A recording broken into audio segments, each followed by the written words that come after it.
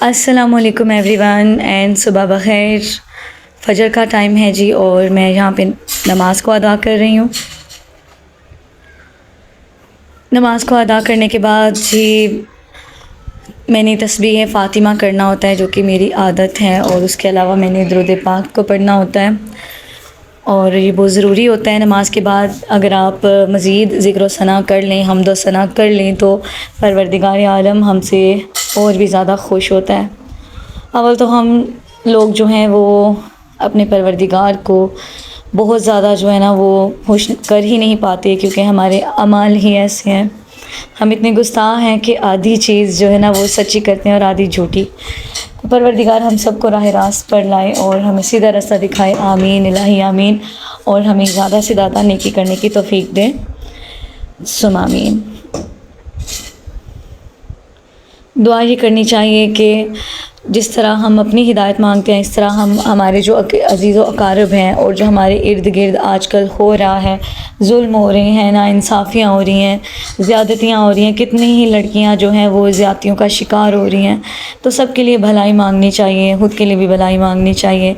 जितना हो सके नमाज में अपने परवरदिगार से मांगना चाहिए, क्योंकि उसके देने में देर है लेकिन अंधेर नहीं। वो परवरदिगार हमें ज़रूर नवाजता है। तो यहाँ पे जी फजर के टाइम जब मैं उठती हूँ तो मेरी हानिया भी मेरे साथ उठ जाती है। उसको बहुत शौक़ आता है कि वो भी नमाज़ पढ़े, लेकिन अभी वो 7 साल की नहीं हुई, तो इस वजह से मैं उसको अभी जाए नमाज़ तो नहीं देती कि वो इसको मतलब अभी उसको बस अदब व आदाब इसके सिखा रही हूँ। और बाकी जो है वो कोशिश है कि मेरी बेटी को अल्लाह पाक मेरी तरह ही नमाज़ पढ़ने का आदी बनाए, क्योंकि नमाज और कुरान का आदी हर बंदे का होना ज़रूरी है। इसकी आदत आपको दुनिया में ही नहीं आखिरत में भी कामयाबी जो है ना वो इससे मिलती है। तो यहाँ पे जी नमाज़ को अदा करने के बाद मैंने थोड़ी देर जो है ना वॉक की, और वॉक करने के बाद फिर मैंने एक्सरसाइज करनी होती है। दैन जी मेरी ज़िम्मेदारी होती है नाश्ता प्रिपेयर करने की। यहाँ पे आज मैं बना रही हूँ आलू पालक वाले पराठे। जैसे कि आप सबको मैंने बताया था कि रात में मैंने आलू पालक बनाई थी, तो अभी जी मैंने आलू पालक वाले पराठे बनाने थे, क्योंकि आज मौसम भी बहुत अच्छा था। मतलब बारिश के बाद जो है ना हर चीज़ धुल कर जब निखरती है तो अजीब ही बहुत खूबसूरत लुक आ रही होती है उसकी। उसके साथ जो दिन है वो बहुत ब्राइट, बहुत शफाफ सा खूबसूरत सा दिन होता है। यहाँ पे जी मैंने आलू पालक को अच्छी तरह से मैश कर लिया था, और उसके बाद जी मैं इस अब आटे के पेड़े में इसको अच्छी तरह से इसकी फिलिंग करूँगी और कचौरी का एक जो है ना इसकी शेप दे दूँगी। उसके बाद मैं इसको बेल लूँगी। तो व्लॉग को आगे लेके चलते हैं और साथ ही साथ आज अपने टॉपिक को भी शुरू करते हैं, जो है जी माँ बाप के बच्चों के लिए फ़राइज़। अच्छा, औलाद तो हम सब मांगते हैं कि परवरदिगार हमें औलाद अता करे। अल्लाह पाक हर बे औलाद को औलाद अता करे, हर जोड़े को साहब औलाद करे और नेक व सालिहा औलाद अता करे। आमीन इलाही आमीन। औलाद एक बहुत बड़ी नेमत है जो कि परवरदिगार की तरफ से जब एक माँ की गोद में उसका बच्चा आता है तो तब वो औरत पूरी हो जाती है। तो उसके अलावा जी औरत को नामुकम्मल कहा जाता है। अल्लाह पाक हर औरत को माँ बनने का जो है ना वो दर्जा अता करे। आमीन इलाही आमीन। तो बात ये करनी थी कि जी अगर हम औलाद मांगते हैं तो हमें चाहिए कि हम अपनी औलाद की अच्छी तरबियत भी करें। हम अपनी औलाद के लिए हर वो फैसिलिटी अवेलेबल रखें जिसकी कि उनको ज़िंदगी में ज़रूरत है। उनकी तरबियत अच्छी हो, उनकी नशोनुमा अच्छी हो, और अगर हमारे घर में खाने के लिए जो भी अवेलेबल है कोशिश करें कि बच्चे उसको शुक्र करके खाएं, खुश होकर खाएं। कभी भी मायूस ना हो कि हमारे घर में ये नहीं है वो नहीं है। बच्चों को हालात के साथ चलने की हमें जो है ना वो तलकीन करनी चाहिए, उनको समझाना चाहिए। और जब बच्चे बहुत ज़्यादा छोटे होते हैं तब वो समझने वाले नहीं होते, तब उनकी अभी बेस बन रही होती है। तो आपने किस तरह करना है, उनकी बेस कैसे बनानी है। अब ज़रूरी नहीं बच्चा पिज़्ज़ा मांग रहे तो पिज़्ज़ा ला के दें, 2-2.5 हज़ार का पिज़्ज़ा अब हम ला कर दें। आप घर में मौजूद किसी भी वैरायटी का किसी भी खाने का इस्तेमाल करते हो उनको खुशगवार खाना बना कर दे सकती हैं। उनके लिबास में अलग अलग तरह की चेंजिंग करके उनको अच्छा लिबास भी दे सकती हैं। मगर मतलब ये कि हर चीज़ में थोड़ी सी मेहनत लगती है, और अगर हम वो मेहनत अपने बच्चों पे सर्व करेंगे तो इंशाल्लाह हमारे बच्चे फरमाबरदार भी होंगे, खुश अखलाक भी होंगे, नेक और सालिहा औलाद होगी हमारी। तो परवरदिगार हर माँ बाप को ये तौफीक दे के अपने बच्चों की अच्छी परवरिश कर सकें और उनको अच्छा जो है ना एक माहौल दे सकें। अच्छा जी, तो यहाँ पे बैक टू स्कूल है, मतलब कि हानिया का स्कूल जो वो लग चुका है। तो मैंने जो है ना सारे कपड़े उसके प्रिपेयर कर लिए थे, उसके ट्यूशन के लिए, उसके घर के इस्तेमाल के लिए। उसके अलावा उसका स्कूल यूनिफॉर्म भी मैंने अच्छी तरह से प्रेस करके तो उसको हैंग ओवर कर दिया था।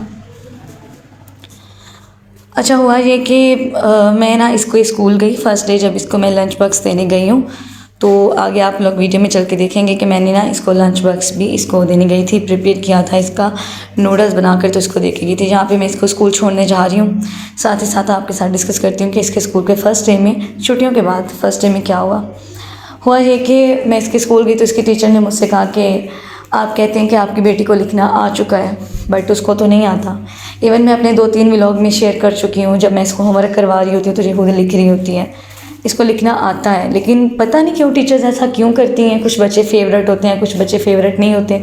ये मैं अपनी बेटी को देख के नहीं कह रही, मेरे साथ खुद भी ऐसा होता था। जब हम भी स्कूल में जाते थे ना, तो ऐसा स्कूल में होता है कि कुछ बच्चे टीचर्स के बहुत फेवरेट होते हैं, कुछ नहीं होते। और जो फेवरेट नहीं होते ना, उनको हमेशा टॉर्चर किया जाता है, उनको तंग किया जाता है, उनके माँ बाप को भी परेशान किया जाता है।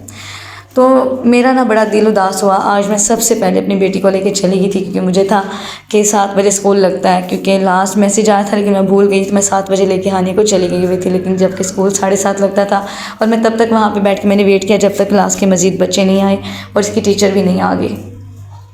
उसके बाद जी मैं घर वापस आ गई, तो मैं बात ये कर रही थी कि उसने कहा कि इसको लिखना नहीं आता।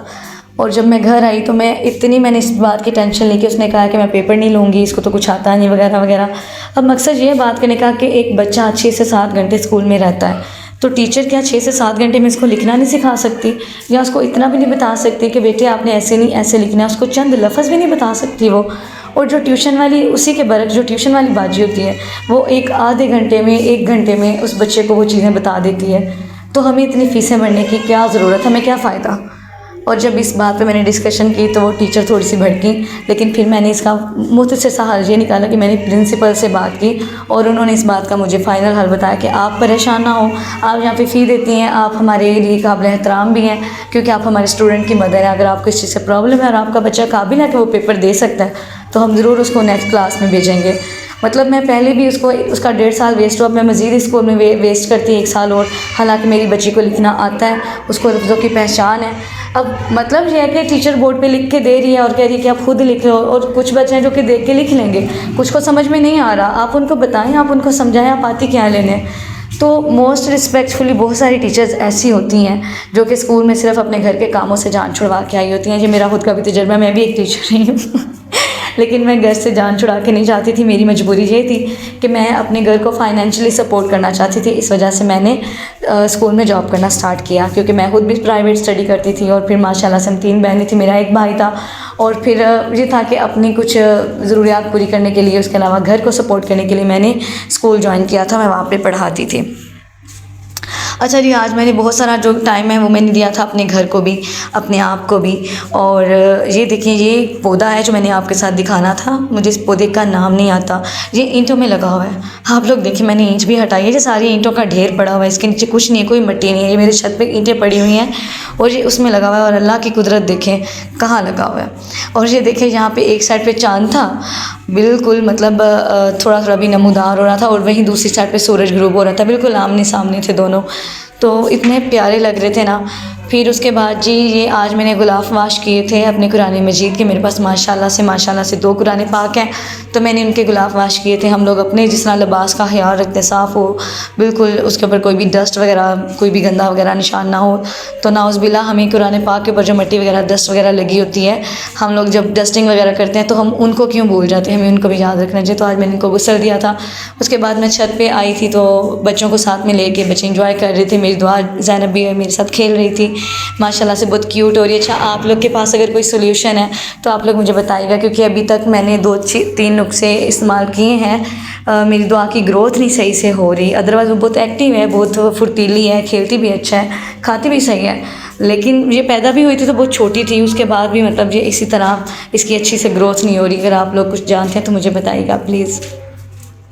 ये आज का हमारा जो व्लॉग है, ये मोटिवेशनल व्लॉग तो नहीं था, लेकिन ये कुछ डिस्कशन थी जो मैंने आपके साथ करनी थी, जो कि मैंने की भी है। तो अब आप ही बताइए कि एक माँ जो है वो घर की ज़िम्मेदारियों के साथ अपने बच्चों की ज़िम्मेदारियाँ भी दे रही है, लेकिन वहीं स्कूल की जो टीचर है वो माँ को कह रही है ये पढ़ के नहीं आ रही। बंदा पूछे, आप 6-7 घंटे स्कूल में क्या करती हैं? और मेरे इस सवाल पे उस टीचर को बुरा तो बहुत लगा था, लेकिन फिर मैंने माजरत के साथ कहा कि आप माइंड ना करें मेरी बात का, लेकिन आप अपनी ज़िम्मेदारी को पूरा करें। और ये मेरी रिक्वेस्ट होगी कि मेरी बेटी का साल ज़ाया ना करवाइएगा, आप उसको पढ़ाएं, उसको नेक्स्ट लेवल में भेजें, क्योंकि माशाल्लाह से 6 साल की हो रही है और मैं नहीं चाहती कि नेक्स्ट साल भी उसका ज़ाया हो। तो अगर आज आपको मेरी ये बातें अच्छी लगी, मेरा व्लॉग अच्छा लगा, तो कमेंट करिएगा, लाइक करिएगा, हो सके वीडियो को शेयर कर दीजिएगा। मिलते हैं नेक्स्ट व्लॉग में, अपना रखिएगा ख्याल, हमें दीजिए इजाज़त, खुदा हाफिज़।